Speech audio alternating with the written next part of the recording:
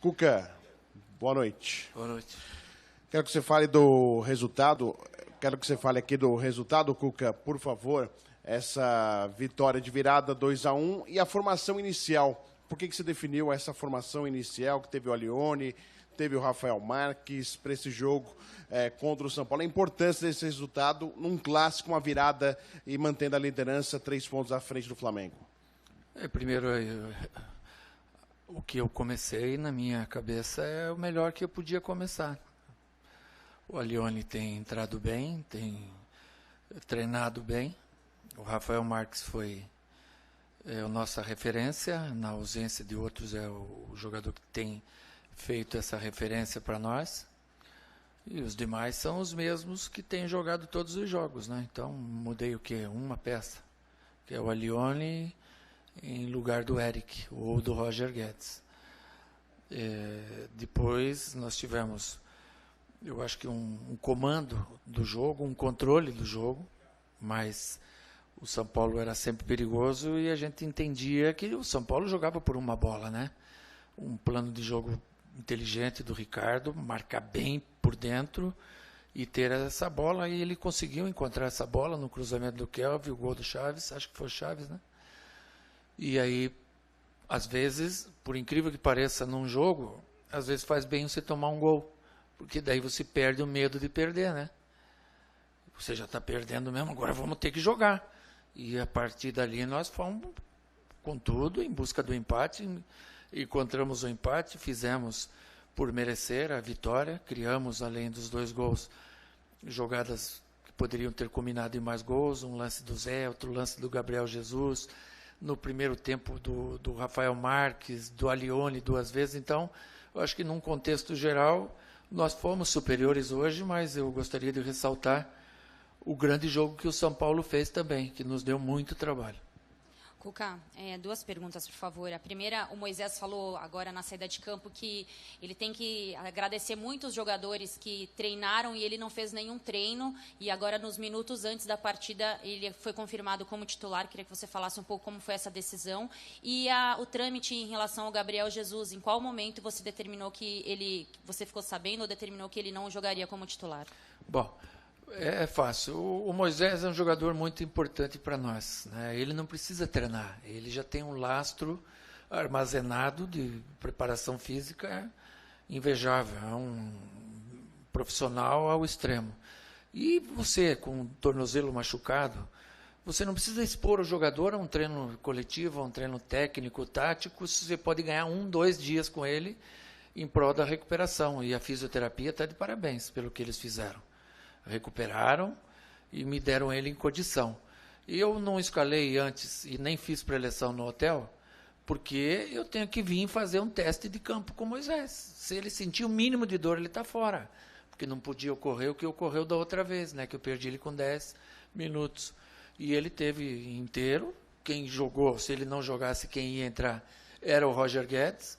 No lugar do Moisés era o Alione por dentro. Eu tinha treinado todas essas situações. O Gabriel Jesus, eu não queria lançar ele com 7, 8 minutos, queria pôr ele com 15, 20, mas a situação me obrigou a isso, né?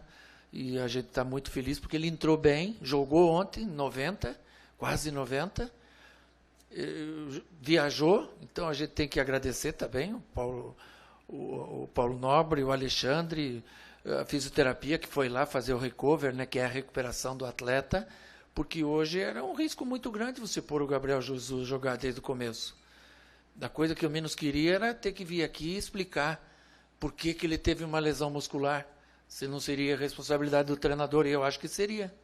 E a gente não tinha essa necessidade por coerência e bom senso. E agora ele tem um tempo para recuperar bem e fazer um bom jogo domingo. O Cuca, muito se fala da força do elenco do Palmeiras, né? E hoje o Palmeiras vence um clássico, além de tudo isso que você citou, com gols de zagueiros.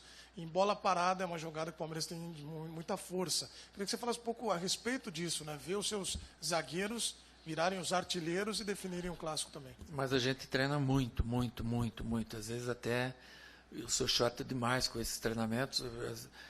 Aquela horinha que eu peço antes de vocês entrarem, eu treino muito essa bola, tanto a ofensiva quanto à defensiva. Não adianta você ter bons cabeceadores se você não tiver quem ofereça essa bola boa para eles.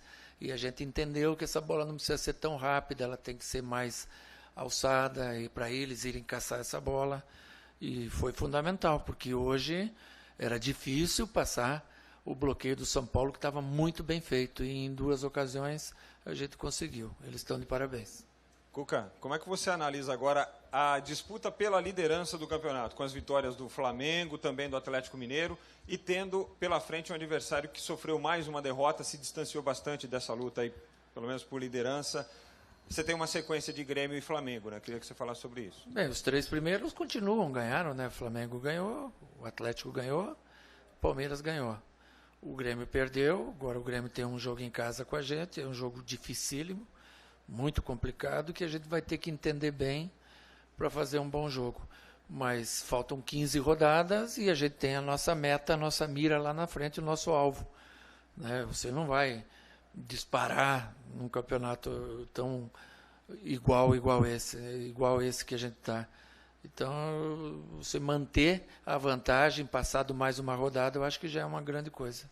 Ô, Cuca, você tem alguns jogadores pendurados, né? Hoje você perdeu 2, né? O Mina e o Jean para o próximo jogo. Ainda tem Dudu, Gabriel Jesus, tem Cleiton Xavier, enfim, muitos jogadores importantes.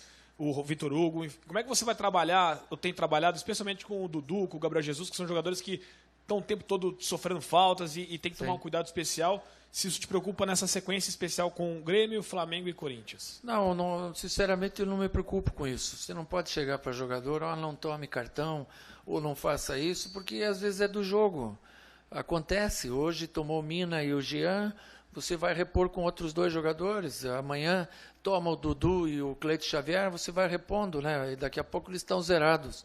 Mas é importante a gente ter a confiança também naqueles que vão entrar em lugar deles, dar uma trabalhadinha boa antes do próximo jogo. O Cuca, na sua primeira resposta, você falou sobre o plano de jogo do São Paulo. O São Paulo teve uma marcação muito intensa durante todo o jogo, principalmente ali no meio campo. Foi um desafio para o Palmeiras romper essa marcação, criar jogadas em busca do gol? Foi muito difícil criar jogada, porque a marcação era muito forte. Então, nós não tínhamos muitas opções. O jogo era muito truncado, é um clássico. Um jogo de entrega total dentro do campo. Ali embaixo a gente sente ainda mais. E as poucas chances que você tiver, você tem que fazer o gol. Nós tivemos no primeiro tempo 3 chances. Uma com o Rafael, 2 com o Alione e não conseguimos converter em gol. São Paulo acho que teve um chute por cima. E no segundo tempo, logo no início, a gente foi surpreendido com uma boa jogada pela esquerda e o gol do Chaves. Aí nós tivemos que sair para cima e conseguimos. Lançamos o Gabriel, mesmo hoje não... Eu entendia que por eles não terem um lateral de ofício pela direita, o Gabriel poderia ter vantagem por lá, em vez de ser o centroavante, que eles estavam com a zaga bem postada. E o Gabriel lá mesmo entrou bem. Cuca, embora o objetivo seja sempre somar pontos, o quanto você acha que os 3 próximos jogos, por serem clássicos nacionais com concorrentes diretos, podem impactar positivo ou negativamente a caminhada do Palmeiras até o fim do campeonato? Não, eu entendo uma coisa. No primeiro turno, a gente tinha 4 pontos a menos do que a gente tem agora. E era a mesma sequência. No primeiro turno, a gente perdeu para a Ponte e para o São Paulo. E agora a gente ganhou do São Paulo e empatou com a Ponte. Ganhamos do Atlético Paranaense e do Fluminense. Então, naquela época agora, nós tínhamos 6 pontos. Hoje a gente tem 10. Né? O que eu penso? Que para a gente ser campeão, você tem que ter os 73, 74. E é essa que é o nosso alvo. A gente tem 15 jogos dentro desse raciocínio para vencer 9. Professor, boa noite. Boa noite. Com relação ao Gabriel Jesus, você tem um jogador agora que jogou 2 partidas, 1 partida e meia praticamente, em 2 dias, e vai encarar o Grêmio. Dá para garantir que ele vai ser titular? E como vai ser o processo de recuperação dele? Geralmente um jogador tem 1 dia de treino regenerativo. Serão 2 dias, algo mais extenso? Não, ele tem 19 anos, ele recupera bem. Hoje você tem uns equipamentos aí que para você recuperar é muito diferente do que era no passado. Ele é um menino que não tem lesão, não tem nada, então a recuperação dele vai ser igual aos demais. Amanhã tem a recuperação, você diminui um pouco a carga de treinamento e domingo ele vai estar inteiro para o jogo. Professor, boa noite. Foi a primeira vez nesse Campeonato Brasileiro que o Palmeiras saiu atrás do placar e virou o jogo. Você acredita que o time já alcançou a maturidade suficiente para levar essa candidatura ao título até o final do campeonato? Eu acho que isso vai atingindo jogo a jogo, essa maturidade, né? Porque o nosso time é jovem. Os dois meninos que fizeram gol têm 23 e 24 e 23. É um time jovem relativamente, né? Tem alguns jogadores experientes, mas é um time jovem. E eu acho que a cada rodada que vai passando e você tendo aprendizado dentro dela, principalmente em cima de uma virada bonita como foi hoje, eles vão amadurecendo bem. Daqui a pouquinho a gente está melhor que hoje ainda. Valeu, boa noite.